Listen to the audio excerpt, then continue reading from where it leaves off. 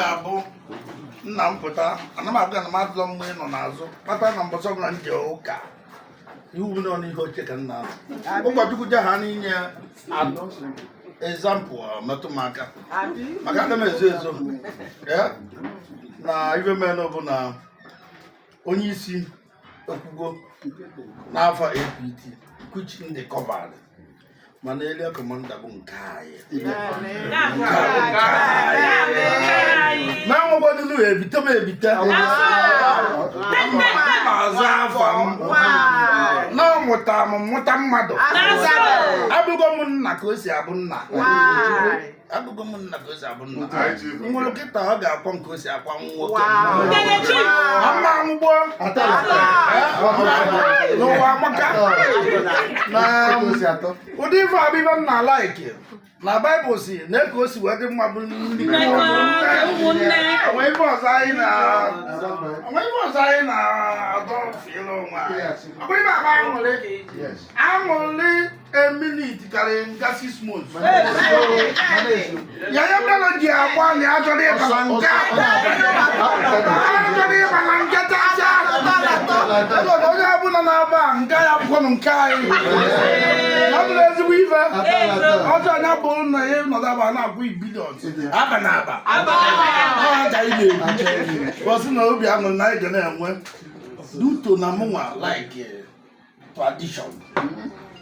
I'm full time and I'm proud to be a traditionalist. I'm not going to ezobe.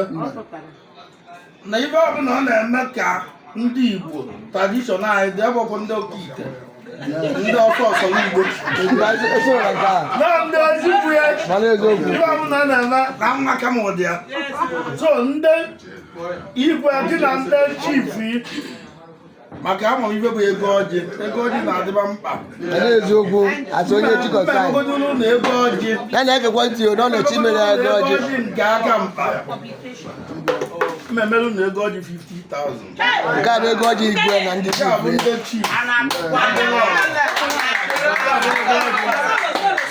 mmesizi ya werekwa m 50,000 wee sọpọtụ amaghị kọmanda nke a bụzi nke dịrị mụ na ya na mma asachara ịnya ọntụ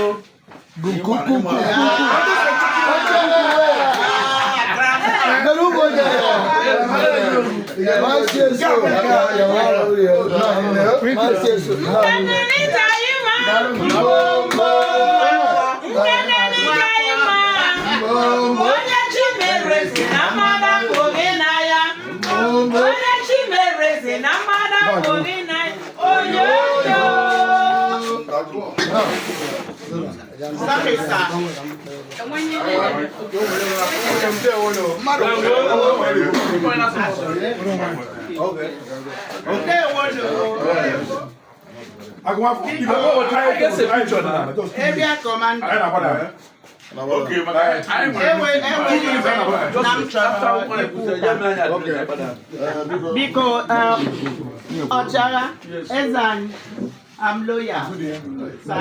Ihe mkpọrọpụta ikwu ka wụ onye na-ewu nwanne m nwoke awụ m onye mkwere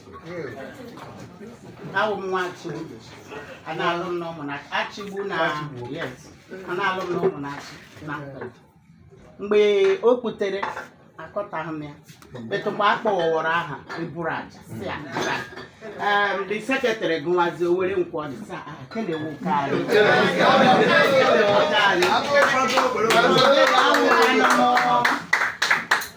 n'ịbịa n'ala nkwere na Lagos awụ president ụmụ nwanyị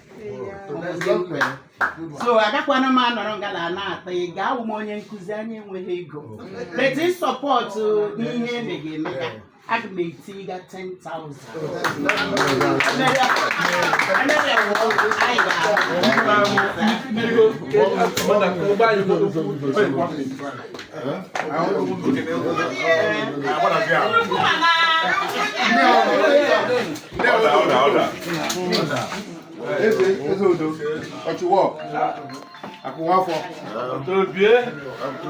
I'm 7 DPOs in this area.